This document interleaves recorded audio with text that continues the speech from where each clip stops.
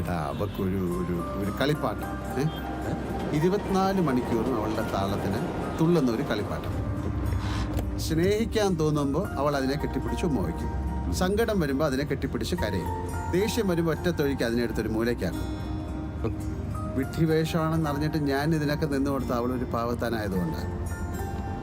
പക്ഷെ അടുത്തിടെ ഈ ഇൻറ്റിമസിയുടെ ഒരു ലൈൻ ഓഫ് കൺട്രോൾ അവളൊന്ന് ഒരു ബ്രേക്ക് ചെയ്യാൻ തുടങ്ങി.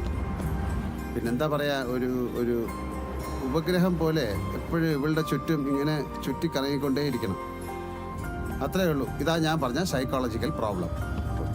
അല്ല, ഇക്കാര്യം പറഞ്ഞ് ഇനി മാഡം വല്ല കടും കയ്യുങ്ങാനും ചെയ്യൂ സാറേ. നമുക്ക് തോന്നാതിരിക്കട്ടെ. വീരപ്പ, ഈ പെണ്ണിന്റെ സ്നേഹം എന്ന് പറഞ്ഞാൽ ഈ ഇന്ത്യൻ കോഫി ഹൗസിലെ ഉപ്പ് പാത്രം പോലെ.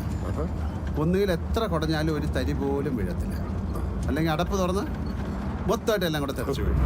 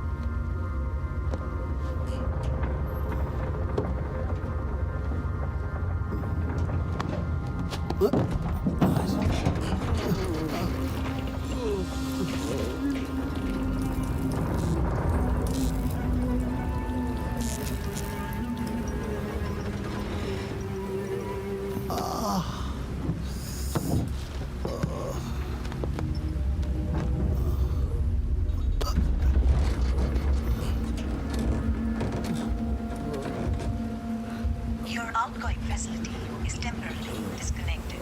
Please pay your bill immediately. ബില്ലടയ്ക്കാൻ പറഞ്ഞിട്ട് ചതിയായി പോയി ലക്ഷ്മി.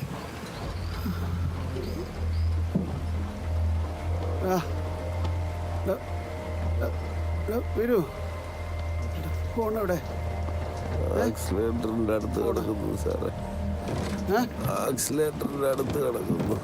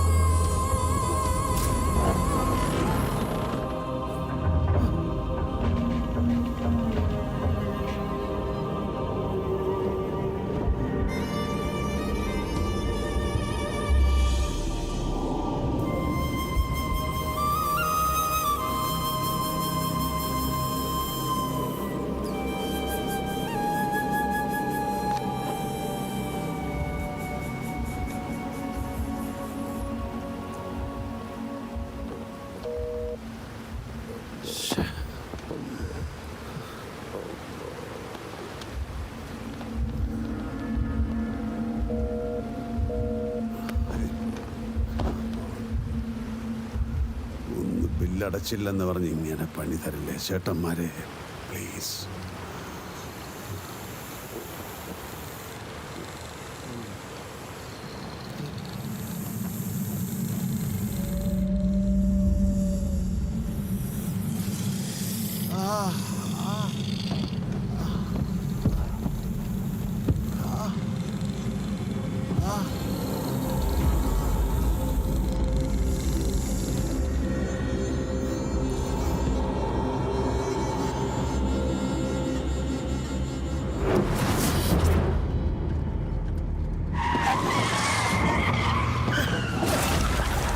എന്തോന്നാടാ ഇത്?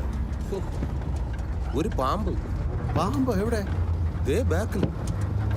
വെറുതെ മനുഷ്യനെ പേടിപ്പിക്കാനായിട്ട്. ഞാനാണെങ്കിൽ അതിന്റെ പുറത്തൂടെ കയറ്റി അങ്ങ് പോയത്. എനിക്ക് ഇതിനെയൊക്കെ ഭയങ്കര ദേഷ്യം, എനിക്ക് ഇഷ്ടമല്ല. ഈ പാമ്പിന്റെ പുറത്തൂടെ വണ്ടി കയറ്റാൻ പാടില്ല എന്ന് പഴമക്കാര് പറയും. അതെന്താ?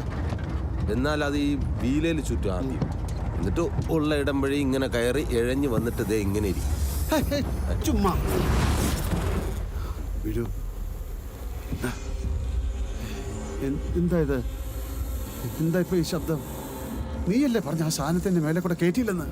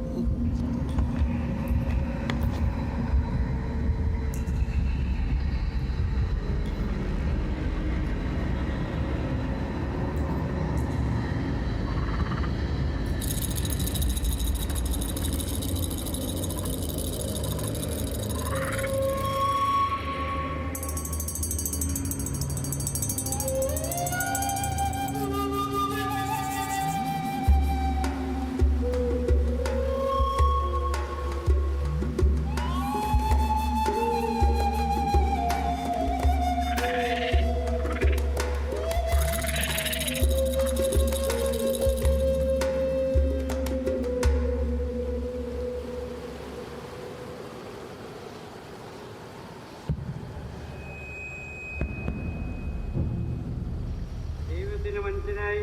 വചനം കേൾക്കാൻ വന്നവർക്ക് എനിക്ക് കേൾക്കാൻ പറ്റില്ലെന്ന്.